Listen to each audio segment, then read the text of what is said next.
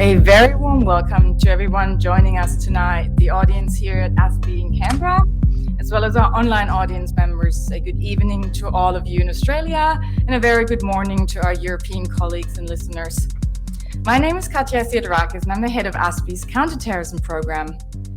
And I'm delighted to be able to welcome you to the 7th ASPI-KAS Europe-Australia Counterterrorism Dialogue and introduce our panelists and the new director of KAS Australia, Mr. Bertel Wenger, who has arrived from Germany only a short few weeks ago.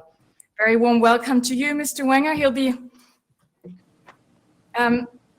We look forward to continue the excellent cooperation with KAS, seeing that this dialogue is already in its 7th year. And Mr. Wenger, I'll surrender the pulpit to you in a minute, and you can introduce Professor Krings, who has also graciously shared his insights at previous KAS dialogues here at ASPI in 2018, alongside then Assistant Home Affairs Minister Senator Linda Reynolds. And a very warm welcome to ASPI's Executive Director, Peter Jennings. And I'm also really grateful that we have Professor Debra Smith from Victoria University and the Director of Terrorism Studies at Charles Sturt's Graduate School for Policing and Security, Mr. Levi West, on the panel. This annual event is a cooperation between the Australian Strategic Policy Institute and the German Konrad Adenauer Foundation through its regional program, Australia and the Pacific, here in Canberra. It seeks to foster knowledge exchange on continuing and emerging forms of terrorism and violent extremism across the ideological spectrum, exploring how to proactively deal with an ever-evolving threat landscape through a comparative perspective. It was initiated in 2015 by Dr. Beatrice Gorwanshi, the inaugural director of the regional program Australia and the Pacific, and Mr. Peter Jennings, ASPI's director. They had recognized that Australia and Europe shared similar challenges in countering terrorism and violent extremism, yet no forum with a comparative perspective existed for those who are actually actively involved in dealing with these issues to share their views. And the aim is to develop better understandings and explore how cooperation could be strengthened. Now, we've been told that this was a winning formula, and it laid the groundwork for a number of successful seminars. The 2017 dialogue, for instance, took an Australian delegation to Berlin and Brussels to explore how to proactively deal with an ever-evolving threat landscape.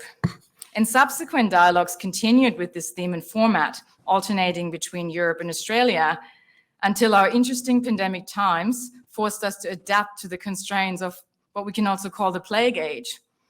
But it could be worse. We've managed to get people in the room last year and also this year. So we still get to meet in person with a small group and have that person-to-person exchange. And on top of that, we do get the added bonus of an expanded audience by going online. So it does seem like the plague can have its benefits. If it's not through warped reality in making us actually thankful for the little things. And some of us even ended up with a more warped and morbid sense of humor just to cope. So there are benefits. The title of tonight's discussion is Strategies for a Resilient Democracy, and it's intended to get us to look at terrorism and violent extremism in tandem with its relationship to democracy. It seems to be logical thinking of sorts that counterterrorism is defined by what it opposes, terrorism. We know that, but I think it's time to look a bit more at what counterterrorism, countering extremism are intended to preserve, to look at their role in defending and in protecting and thereby constituting our democratic order and democratic practice. And in this regard, in terms of utilizing constitutional tools, Germany is a very instructive example. The burden of its historical legacy led Germany to openly recognize, as the first European nation, the need for a democracy capable of defending itself, and this is a quote, capable of defending itself against anti-democratic actors who use the democratic process in order to subvert it. And recent initiatives, obviously a lot has gone on. This was early on in the post-war era. And we'll explore in detail in this seminar what actually has gone on and what the measures are. But recent initiatives are centered around a comprehensive 89-point program to tackle extremism across the ideological spectrum, racism, and all forms of hostility to specific groups. It was implemented after the assassination of local politician Walter Lübcke by a neo-Nazi, the attacks of Halle and Hanau, as well as the exposure of several militant far-right networks within or connected to police, military, and security services. Alongside security reforms and an increased focus on ideological extremisms in the area of hard security, for example, a joint counterterrorism center with increased capabilities in that area. Of particular note are initiatives aimed at society at large, such as the Live Democracy Project, supported by a 1.5 million euro budget in 2021. And while we're acknowledging that Germany's historical legacy certainly adds a special urgency, the wider relevance and competence resulting from developing a systemic level response shouldn't be dismissed.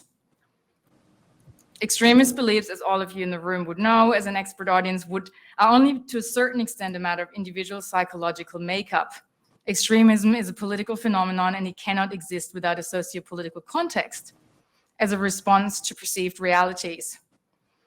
And this way, when we reframe the challenge as a political one, it opens up our perspective to how we can better combat this phenomenon in all its breadth. And that's what we're here to explore tonight. It has to do with red lines for democracy, what constitutes acceptable and non-acceptable behavior, an inherent dilemma of liberal societies. And so I'll end on this note, and I hope we get to explore this in our panel, that friction is an inherent part of democracy, that in fact democratic practice is built on it.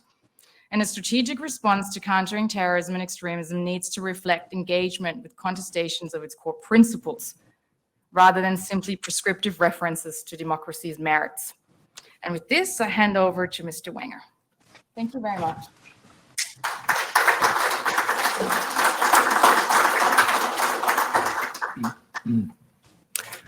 Thank you, Katja. Your Excellency, ladies and gentlemen, dear friends of Konrad Adenauer Foundation and ASPI, also from my side and on behalf of Konrad Adenauer Foundation, a warm welcome to this event in our series of counterterrorism dialogue. My name is Bertil Wenger, and I've been recently appointed as Director of the Regional Office of Konrad Adenauer Foundation for Australia and the Pacific.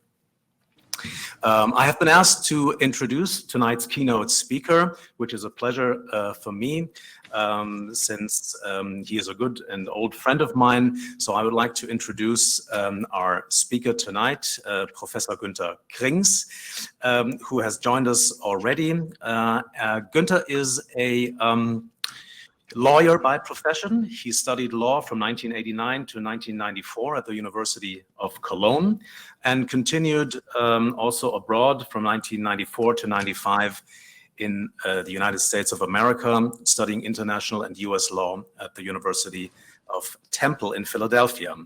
From 1997 to 2002, he was a research assistant at the Institute of Public Law at the University of Cologne and was a lecturer also at the Cologne School of Journalism.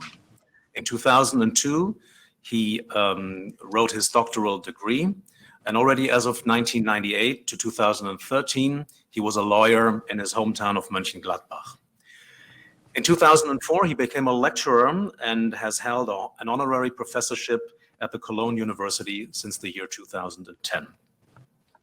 Günter has been very active in the party of the Christian Democratic Union of Germany and has especially held an important post in the party as chairman of the Federal Working Group of Christian Democratic Lawyers. In his homeland of North Rhine-Westphalia, the federal state, he is a deputy chairman of the CDU district Niederrhein, and since 2010, he's a chairman of the CDU in the precinct of Mönchengladbach. Günter Krings has been a member of the German Bundestag since 2002, and he was recently elected in the September 2021 elections in Germany to the 20th German Bundestag.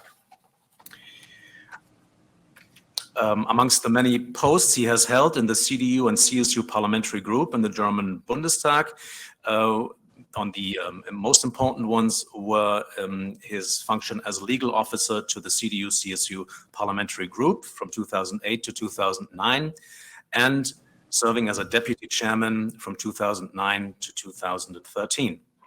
Since December 2013, he has been parliamentary state secretary at the Federal Ministry of the Interior.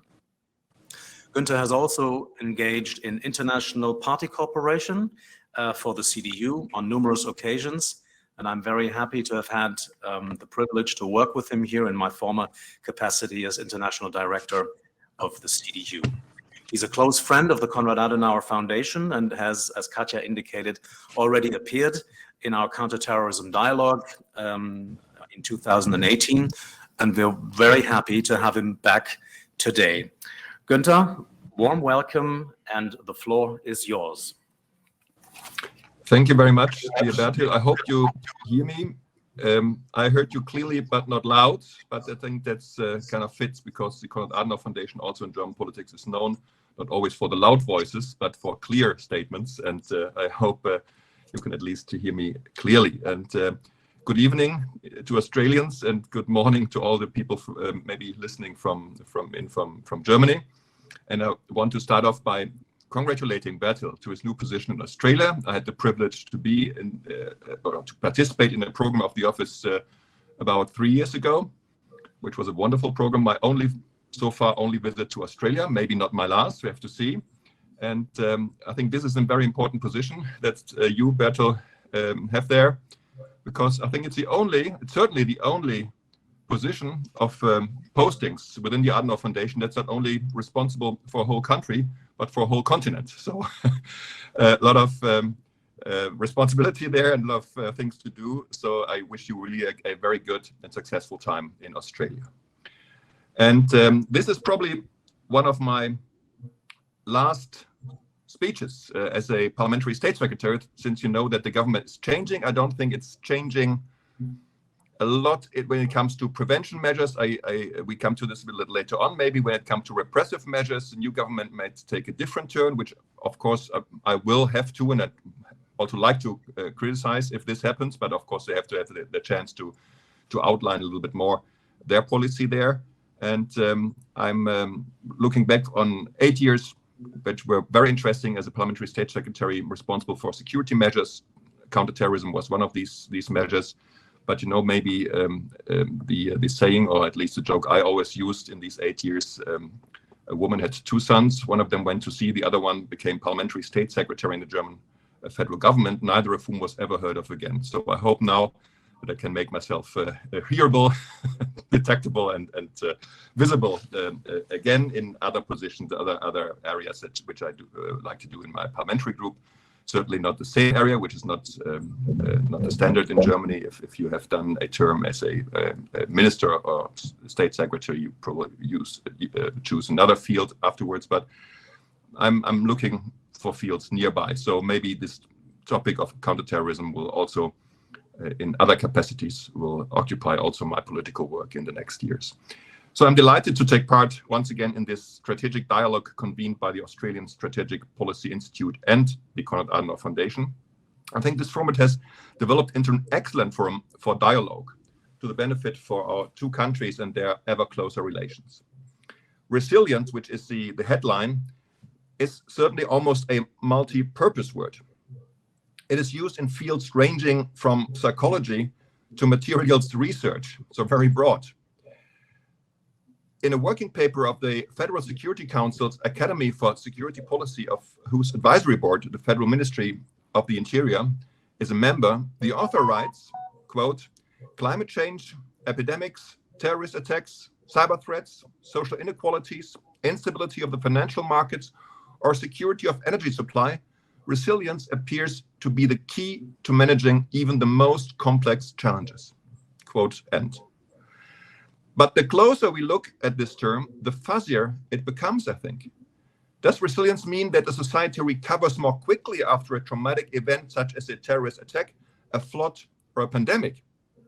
Similar to a marathon runner who only a few minutes after crossing the finishing line has a resting heart rate, which most of us can only dream of. This would probably be good for coping with a trauma, but would it help to avoid another similar event?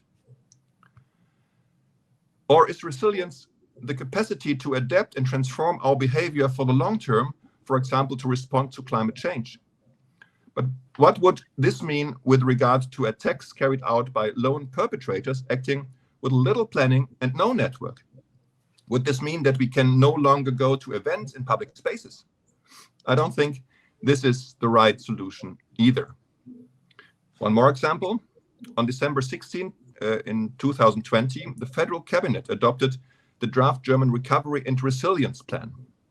What was that? This plan is about financial aid from the European Union to cope with the coronavirus pandemic. So something completely different again. So resilience is a term that is difficult to grasp and takes on a different meaning depending on the context. I would like to use 5 examples from the Federal Ministry of the Interior to illustrate the challenges we are facing and in which areas we deal with resilience before explaining what resilience means for me in the context of counterterrorism. First, right-wing extremism is currently the #1 threat to Germany's internal security. In 2020, the number of politically motivated right-wing crimes reached a record high since recording of statistics on politically motivated crime began in 2001.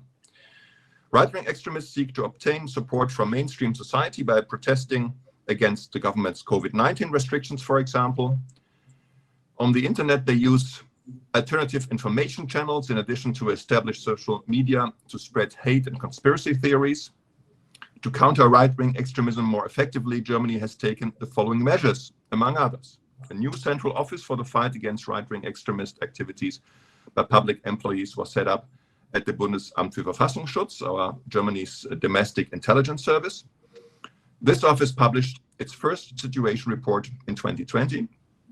Starting in 2022, the Network Enforcement Act will require major social network providers to report to the BKA, our German Federal Police, hate crime committed on their platforms. In 2020, the federal government created a new cabinet committee for the fight against racism and right-wing extremism. The cabinet committee presented a list of 89 specific measures with a focus on prevention, of course, which are now being implemented by the different ministries. There is a high level of radicalization, however, in parts of the violent left-wing extremist scene too. Left-wing extremist acts have become more violent, more often directed against individuals, and more professional. Mass militancy has been replaced by clandestine actions carried out by small groups. Here again, sometimes we have had some problems also to convince even our coalition partners that there is a big phenomenon like left-wing extremism. I think society has woken up to right-wing extremism finally. With left-wing, it's in part of a society still a problem to actually point out that this phenomenon is also threatening. This development in left-wing extremism is also reflected by the numbers. In 2020, the number of criminal offenses rose by around 11.4% to 10,971 offenses. This number of violent offenses increased by 45%. So the violent offenses increased by 45% to more than 1,500 violent offenses. The main targets of left-wing extremist offenses are right-wing political opponents, government institutions, and businesses. The threat from my second point, Islamist terrorism, remains unchanged. Germany and its interests and institutions around the world continue to be key targets of various terrorist organizations. Above all, the Islamic State group and the core Al-Qaeda with their regional organizations and ideologically affiliated groups. Attacks, therefore, can be expected at any time.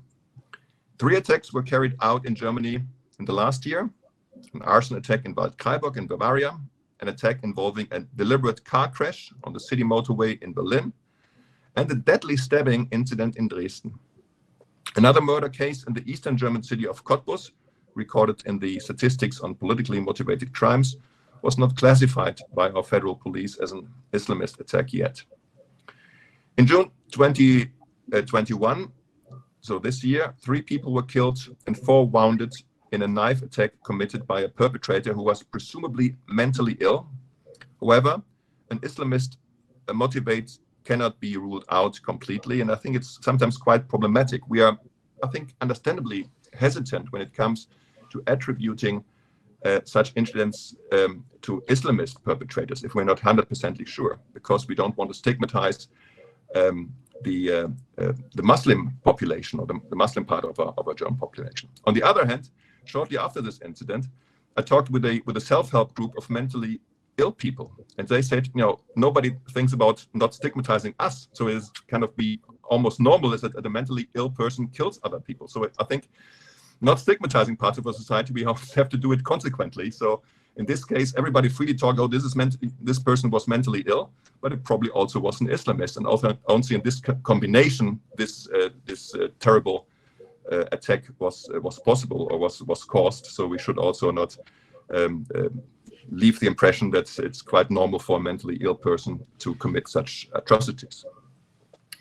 Persons vulnerable to radicalization often have in common that they have difficulties finding their place in society and developing positive prospects for their future. A key component of our de-radicalization strategy is therefore fostering the resilience of these persons to prevent them from relapsing into extremist attitudes. I think it's also true that part of our population cannot be kind of caught or brought in, integrated with the traditional measures. Young people, for example, in former times had local organizations like the Scouts or something else where they would be get a place in their world. Now I think in at least cities, sometimes also rural areas, these organizations are not as strong as they used to be. So I think it's an overall societal problem which goes way beyond classical prevention measures, and it cannot all be done in such a program. But the whole society has asked the question: what can we do, especially to integrate young people in our lives, in our world, in our society? Third point: the number of crimes by foreign state actors remains at a high level, both in the real and in the virtual world. Their aim is not only to obtain sensitive government information. Foreign state actors are also involved in state-sponsored terrorism, proliferation activities, and influence and disinformation campaigns. German companies and German research and development are among the best in the world, which we are quite proud of, since they are connected to companies, institutions, and markets all over the world. Only by this, I think they can be quite good. Their vulnerability to espionage and sabotage has certainly increased, as was shown by the cyber attack on the European Medicines Agency, EMA.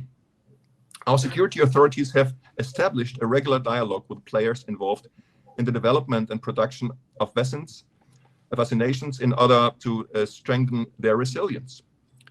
Some foreign state actors do not stop at cyber attacks, but go so far as to carry out extremely brutal and unscrupulous physical attacks. Of course, the Navalny case has shown that not even the use of potential weapons of mass destruction is a taboo here. In our fight against the manifold threats, we focus on prevention, detection, and response. All relevant players, especially our intelligence service, but also police, public prosecutors, and various ministries cooperate closely and in an atmosphere of trust. However, a flexible, constant, and proactive approach must go beyond national and European borders. The key to enhancing resilience is to exchange knowledge, experience, and best practices, also with international like-minded partners, of course, like Australia.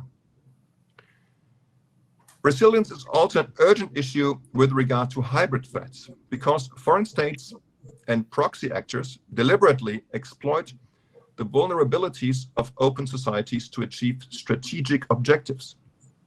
Hybrid threats can be directed against a broad variety of targets, such as civil society, politicians, public administration, critical infrastructure, business, and scientific institutions. As part of their hybrid campaigns, foreign states use both overt and covert means, such as cyber attacks, disinformation and propaganda, for example, to influence elections or undermine social cohesion. Our goal is to strengthen confidence in the ability of state institutions to function and to increase the resilience of society as a whole. The example by raising, for example, by raising awareness of such hybrid activities. We have initiated different projects to enhance media literacy and research into this topic. We are also in the process of strengthening cooperation between the governments at federal, state, and local level and the security agencies. We have learned a lot from Australia's multi-level approach and are grateful for the trusting exchange with the Counter Foreign Interference Coordination Center.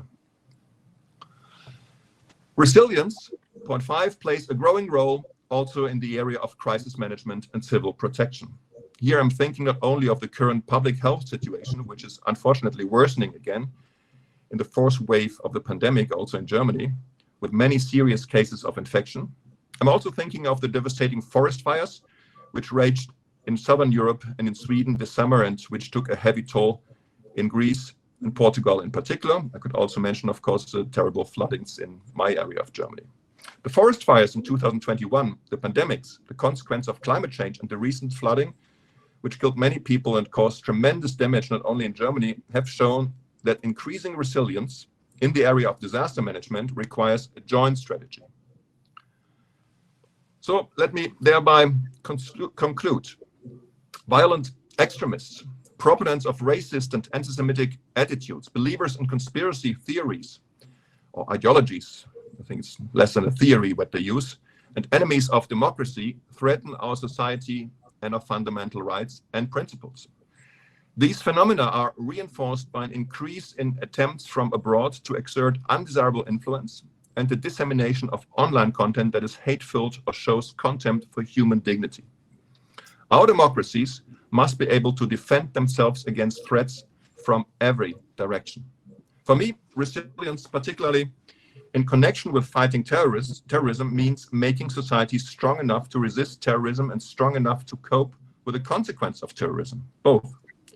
Unfortunately, we will have to brace for further traumatic incidents. Nevertheless, I believe, apart from making our societies crisis-proof in the sense of being able to cope, governments are also obliged to continue taking all necessary steps to prevent such incidents from happening in the first place. We cannot do this alone, but rely on international cooperation with our friends. For years, cooperation between the Federal Ministry of the Interior and its counterpart agencies in the Commonwealth of Australia has thrived and intensified thanks to the strategic dialogue on national security established between our two countries. Within this forum, Dr. Christian Kloos, head of the ministry's Directorate General on Public Security, regularly meets with Mr. Mark Ablong, Deputy Secretary for National Resilience and Cybersecurity. They to exchange views on topics such as police information management, including the use of biometric data, hybrid threats, and regulatory issues related to 5G, as well as on combating international terrorism and right-wing extremism. Even during the current pandemic, this close personal exchange has helped us to understand and learn from each other about the measures and instruments applied to address COVID-19 challenge. Furthermore, this ongoing exchange also serves to develop a common understanding of strategic issues that is then cast in joint declarations to intensify cooperation between our two countries. Ladies and gentlemen, to conclude, I would like to thank the Australian Strategic Policy Institute and Konrad Adenauer Stiftung for their invitation to speak at this 7th Australia-Europe Counterterrorism Dialogue. The last time I have this chance in this capacity, but I'm looking forward to further exchanges also in the next years. I'm still there, I'm still a member of parliament, still interested in these topics, and I really congratulate you to hosting this wonderful event this year. Thank you very much for listening.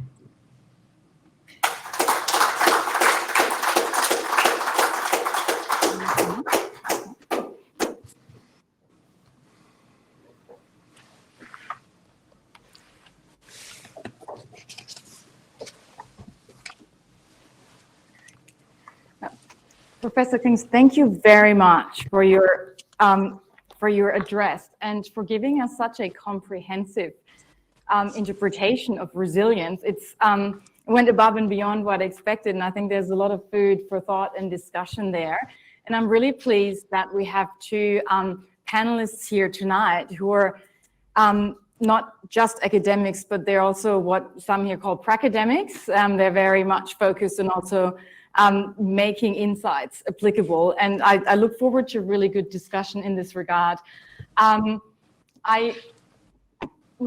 will give the panelists a chance to ask Mr. Krings some questions in a minute, sort of framing the debate, maybe also from what stood out to them as particularly relevant in the Australian context. I just thought before we do that, I wanted to just drill down a little bit on your interpretation of resilience, which I found really fascinating, because in German, this concept, it was actually tricky to translate, because it sometimes is translated as a militant democracy.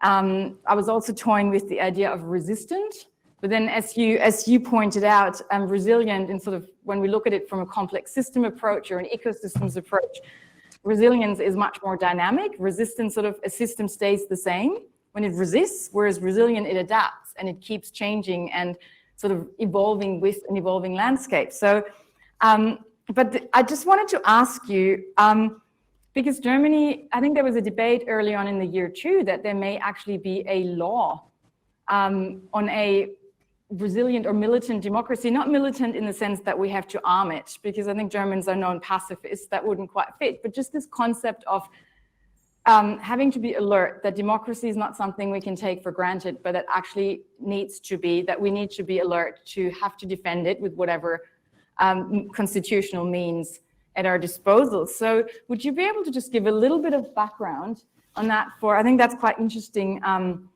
for an Australian audience, how this, and this law was instituted quite early, and I believe Israel is another country that has this concept.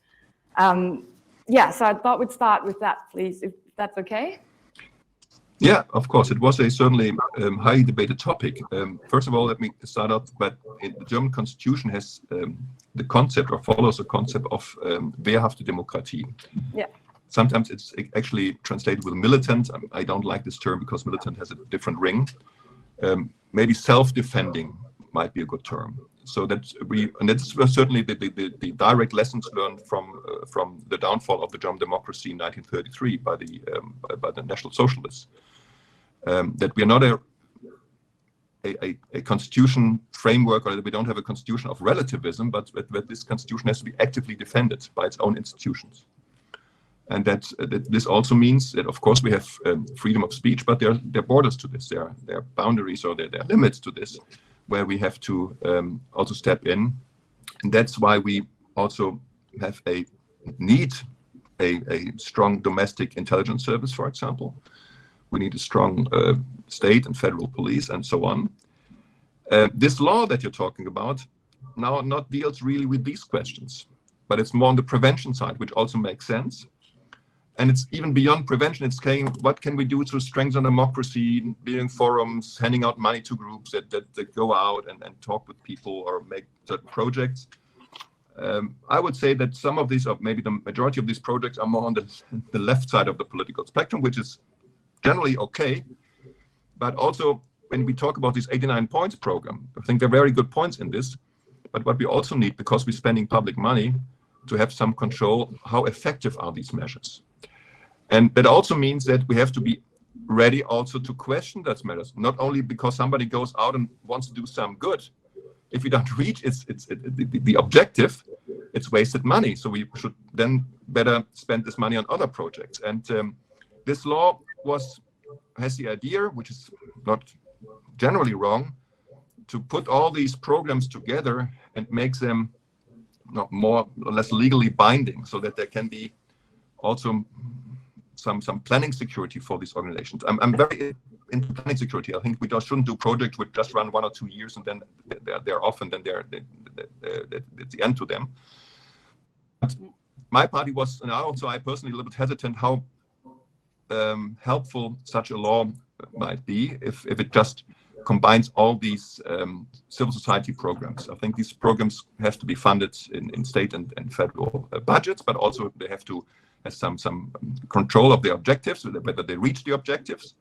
And we also have shown in the last years that we have steadily increased the funds for these groups and for these aims, even without such a law. So I think the law is not that important in this.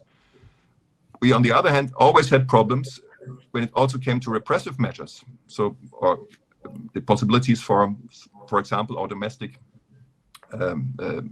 inland security service to get necessary information. Even the new coalition papers now kind of make the statement that their abilities should be diminished, not increased, to get these information. And prevention is very important, but getting information by the security agencies, I think, is also very important. And there I'm a little bit worried that this side will be neglected in the next years. Thank you so much. There's so many points in there. I think they could easily provide food for many more debates, and some of them are quite contentious. So I might hand over to our panelists.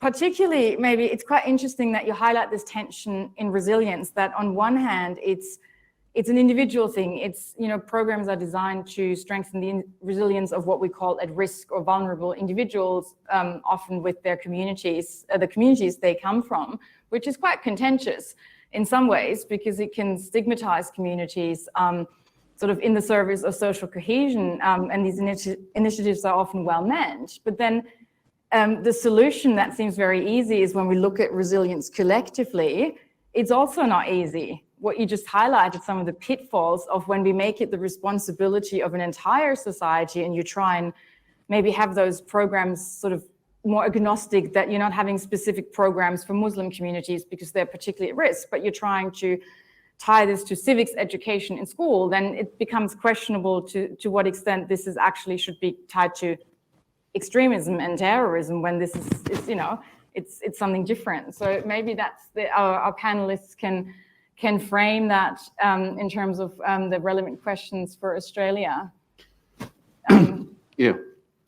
Firstly, I just want to say congratulations to you, Katja, on your new appointment at ASPI. And I wanted to congratulate you on the topic in particular.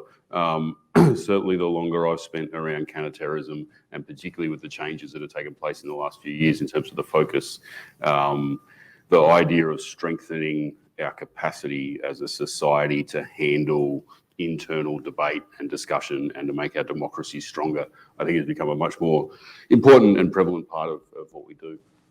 And that, as I think Günter's remarks sort of touched on in some ways, it can be a particularly controversial and challenging space to navigate. There's sensitivities around particularly the challenges from what we're now referring to as ideologically motivated violent extremism, and that can make the political dynamics of talking about certain manifestations of extremism particularly challenging. And that I think one of the useful ways to think about that, and the 89 points is an outstanding and impressive piece of public policy thinking, is to think about, rather than necessarily explicitly democracy, pluralist societies, because not all democracies are made the same. There's plenty of democracies in the world who are deeply intolerant of a range of things. But if we think about societies that are pluralist and the societies that are monist, and ideas that advocate for shifting further towards one or the other of those ideas, then they can start to be the kinds of ideas that we don't want to tolerate within a society. Because I think one of the substantial difficulties, particularly with right-wing extremism, is that it raises a whole range of questions and challenges about how we discuss it and about how we confront it and where the boundaries of free speech and all of those types of things sit. So I think if we can look at it through a lens of plurality and tolerance rather than and intolerance and the tolerance of diversity, rather than necessarily a conventional left-right political spectrum, then it gives us a little bit more space to talk about it cooperatively across partisan lines and all those sorts of things. Thank you. I'll go straight to Debra. I'm not quite sure where to look, so I can directly address Debra. Welcome. And yeah, it's not as nice when we have to address our speakers online, but we're grateful that we'll be able to have your inputs, even though you're not physically present with us. So thank you, Debra. I'm there in spirit. Yeah. Thanks very much for the invitation, and I really enjoyed Prof. Krings, your speech. And what I really liked about it was that I often wonder when we talk about resilience, who has to shoulder that burden? And it seems to be something that we often send down to communities and to individuals and say, you need to be resilient in the face of these ever expanding, seemingly complex challenges, and that it's your responsibility to be able to cope with that. But what we don't talk about, and which I think you sort of touched on in this sort of more holistic understanding of resilience, is that we actually need to have resilient leadership, and we need resilient governments and political leaders and institutions. And they can't just keep sending this to communities and say, this is your problem. And so I think here in Australia, and this might be a controversial thing to say, but I think that there is has been a strong sense of complacency amongst our political leaders with democracy, and Katja's sort of alluded to this, that it becomes taken for granted. And I think what we've seen in COVID is this sort of, I guess, situation where the normal factors that provide some of those protections so that we can be resilient have kind of been stripped away. But this is one thing. This might pass. We hope the COVID time will pass. But what our responses, the protests on the streets that we've seen in my hometown of Melbourne, with openly neo-Nazi people along with anti-vaxxers and people with gallows marching along calling for politicians to die. I mean, this sort of thing can't be separated out from the context of decades of whittling away the kinds of soft security measures that the state has been responsible for supplying its citizens. And I wonder, and I guess this is my question to you, Professor Krings, is that Australia is a young democracy. It's a white nation on black land, and we are a colonized nation, a nation of colonizers, if you like, as well. And so we have a very different history of Germany that maybe makes us a little bit complacent to the fragility of democracy and the need to protect it. And so I guess I put that back to you, like, if I can, like how you sort of find ways to bring those two different contexts together and learn from that. Can I respond directly, or? Okay. I think also German post-war history is not just a one simple line, because of course when the constitution was made and our institutions were founded, the recent memory of National Socialism, the crimes that were committed there. I mean, it's supposed to be the 1,000-year Reich, and they actually in 12 years committed crimes for more than 1,000 years. So it was a terrible experience. And I think there it was very present. But then after year, also in my youth, for example, our democracy seemed, I mean, would even say rightfully, very strong. And also the questions were, do we all need all these measures? And certainly it's also a sign of a growing up of a nation. We strengthened individual rights even more, even beyond. I mean, they were part of this Werte Demokratie. Individual rights were not against a strong democracy, but that's certainly an integral part of a strong democracy. But of course, the awareness that our democracy can be threatened was almost lost. And the last years, not only in Germany, of course, in the whole of Europe and beyond, point to America, it became clear that these obvious, seemingly stable situation, this stable constitution, this stable societal framework became under threat. Islamism is one part of it, but even more maybe the political extremism. And therefore, I think many people have maybe again detected more the roots after the Second World War, what were the ideas behind this concept of a strong, of a wehrhafte Demokratie, self-defending democracy. And it becomes important also to translate this to the 21st century. So, for example, when it comes to internet communication, when it comes to hate speech on the internet, that it's not just a private matter of an internet service provider, what he wants to delete or not to delete, but that there are some public laws he has to abide by, that we have to enforce this, that we have to make sure that if the exchange of ideas is now more going to this digital arena, we still have to ensure that our laws also apply there. So I think this is a development, and therefore I'm not even so sure. Of course, I'm not so familiar with the Australian history or societal and political history. That it's. I think we probably have more in common than the differences there, because I think also people in Australia have found that their democracy might be under a new threat, or more under threat compared to maybe 20, 30, 40 years ago. Thank you.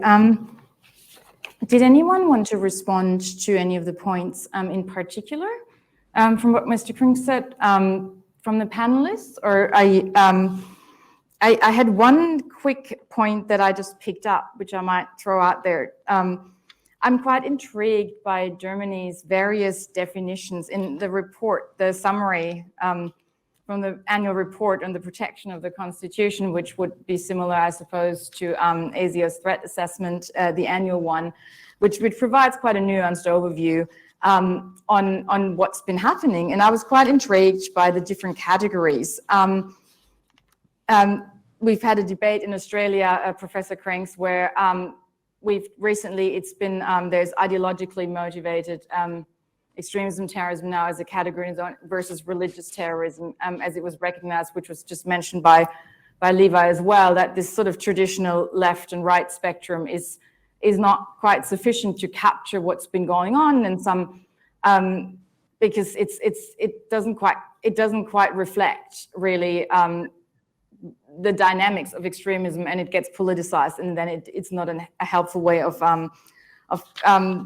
capturing this. And I was really quite intrigued because there is, on one hand, there is politically motivated crime, which is then again sort of classified. There is right-wing politically motivated and left-wing politically motivated, but then again there's subsets which say some of those have a right-wing extremist or left-wing extremist background.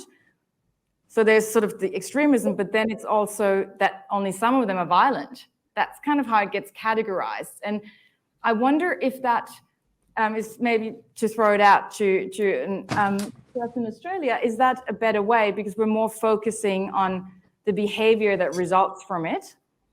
And by saying, well, this is the violent end of it, this is what leads to terrorism. Whereas we will still note that this is crime, but it's not of a extremist variety. So it's crime, it's bad. People get harmed, property gets harmed, people may die, but it doesn't have quite the same agenda behind it. So it's quite interesting. And you also have, Germany has specific laws against hate crimes. Obviously, because of its history, it's a crime to deny the Holocaust or to make statements that would sort of diminish the suffering. And quite recently, for example, the Yellow Star, that was being seen at protest movements in Germany where opponents of vaccinations would sort of, equalize themselves, put themselves on the same level as, the victims of the Holocaust, because they had to be vaccinated to be enjoying the same freedoms. So there is actually a law against this. And I think it started with the sort of in the level of the different states that those stars were being banned. So it seems to indicate that the more specific legislation we get and what we target seems to sort of depoliticize some of those issues associated, if we just say this is right-wing extremism or left-wing extremism, and this is terrorism. So I might throw that back to the panel to see if you have any comments on that or any questions to Professor Krings, and maybe then we can open it up to the audience. Thanks, Katja. I think you raise a really interesting challenge, and it's one that's part of the discussions about counterterrorism in Australia, which is that overwhelmingly what we focus on is preventing the violence.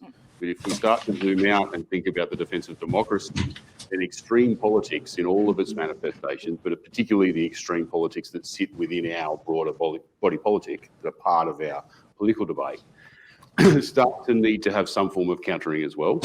British some time ago, under Prime Minister Cameron, I think, developed an counter-extremism policy rather than violent extremism. There is a point at which a democracy has to be prepared to draw lines around the edges of what it's prepared to tolerate as part of its mainstream political debates. Yellow stars being worn and comparisons to the Holocaust is a really useful example of the kinds of nonsense that comes out of particularly those protests, the anti-lockdown, anti-COVID protests. And I think unless we start to think about the extreme politics that is part of terrorism, the other challenge with that is that terrorism is a rare event across Western democracies. Despite increasing data, it is a rare event. Extreme people who believe in extremist ideas, which are the overwhelming majority of the people who join that universe, most of them don't commit terrorist attacks. they are increasing in number. And if our focus is overwhelmingly solely on the violent piece, then we're missing all of the people who are subscribing to fundamentally anti-democratic ideas and then infiltrating political parties or shifting the agenda of the political debate. And so unless we start to think about how we deal with that, I think we're really sort of missing a whole other element of the challenge. I just have a question here that might fit quite well to what you said. It's an online question from Carl, and he's asking, conspiracy theories across the political spectrum are widespread and are fueling extremist behavior. What role can early education play in building resilience amongst young people to better contend with the propaganda they come in contact with on the internet? And I think sort of embedded in that question is this shift that what we first see is not extremist or it's not recognized as such. And then it's only when this translates into, for example, the gallows and the pictures of nurses seen at demonstrations, which was quite interestingly a phenomenon in Germany. There was pictures of Angela Merkel, swinging from the gallows, which was really quite horrific. And because a lot of it happens on Telegram, where the legal reach is not so big. So sort of the question's indicating that shift to where do we address it, and we address it as what? Do we address it as civics education and sort of critical thinking in schools, and we sort of detach it from extremism before it becomes extremism, and then at the pointy end of it, that's a different question. But then that's when it's gone beyond political. That's actually the violence that's implied in it. Maybe throwing this out to Debra, and then anyone in the audience who would like to comment or have another question. Yeah, pulling a few of those threads together. I mean, a layered approach is always going to be the best approach to preventing violent extremism. But I think the part of the problem is that we're trying to frame things that are sort of more at the sort of social level as reducing risk, when we really need to be talking about building strengths. So these protective factors that you talk about, that was mentioned by the question in education, in these sorts of things, they protect against a lot of social problems, and they can't just be done. They are good things in themselves and not just things that we can deploy because we don't want extremism. So I can see I'm dropping out. So I think, this layered approach where we can all participate in building those protective factors, that is in our, control. We can do it in our schools. We can, educate about what the principles of democracies are. We can role model them in our public institutions and in our media and by our political leaders. But this is about building strengths against a lot of things and shouldn't really be framed as reducing risk. And then I think, which Prof. Krings referred to, is that necessary sort of counterterrorism mechanisms that sit there. We appropriately need policing and then we start talking about risk. When people are moving from, ideas into violence or towards behaviour, towards a criminal threshold, then we need things that we can do. Individually tailored CVE programs that don't need to be refunded every year, but are considered part of our social fabric. Policing resources that are evidence-based, working with police to make sure they understand what the problem looks like through their decision-making frameworks. And I had the great pleasure of doing some work with the German police earlier this year on just this knowledge exchange around, how do you actually make decision-making frameworks to prioritise risk. But yeah, I think keeping, when Prof. Griggs talked about these effective measures, I think, those effective measures, they're going to be effective depend on what we're trying to measure. What are our expectations? And if we can measure at that very early stage strengths, we can actually measure how to build strengths. It's a lot harder to measure reducing risk at that early stage. And so I think, helping our civil society to, tell their story through building of protective factors is and valuing that and not asking them to, put a program logic in that shows how their multicultural cricket team is going to prevent violent extremism is part of what we need to do as resilient institutions and governments who understand the problem holistically.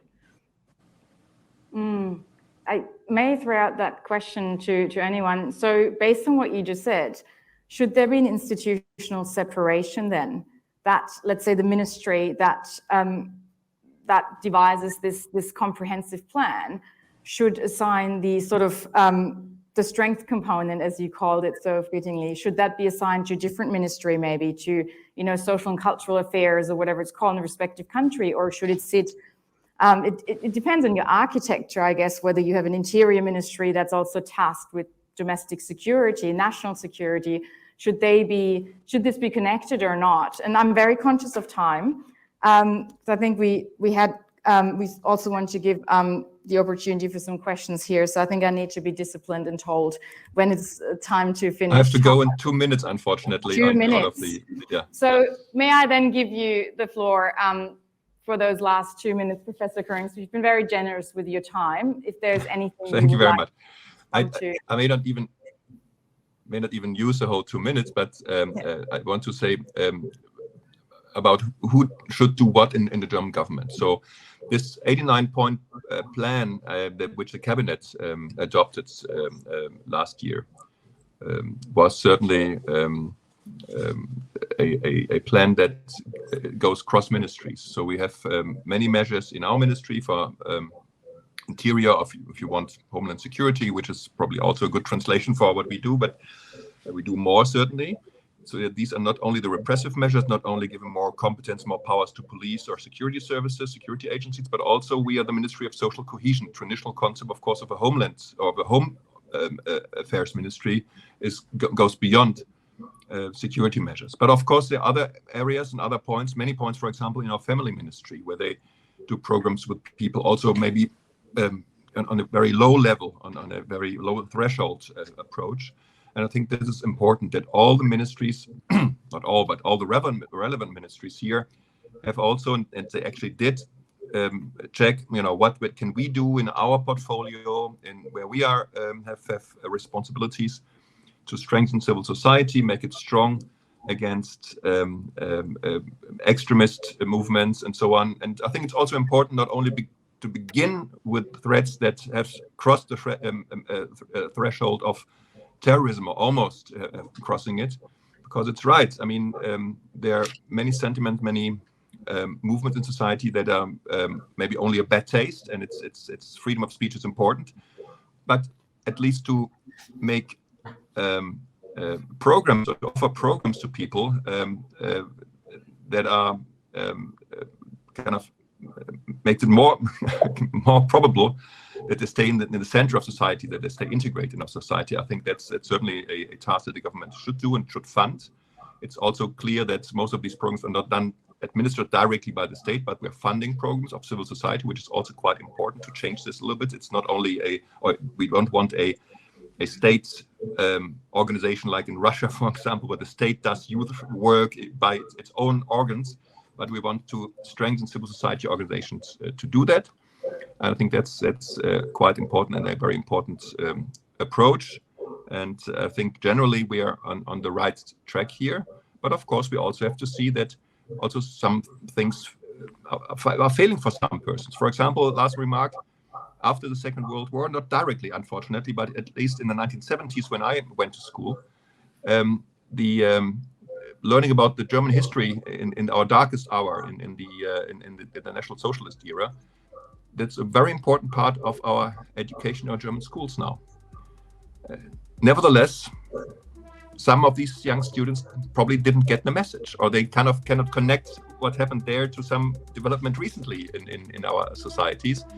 So it shows that we do a lot, but of course, even this cannot guarantee 100% success. But I think generally we're on the right track to do this, and I hope that the new government will stay on this track. So thank you very much. Sorry, I have to leave. Thank you very much. To your work. Thank Professor Krings for his generous time. Thank you so much, and all the best. Thank you.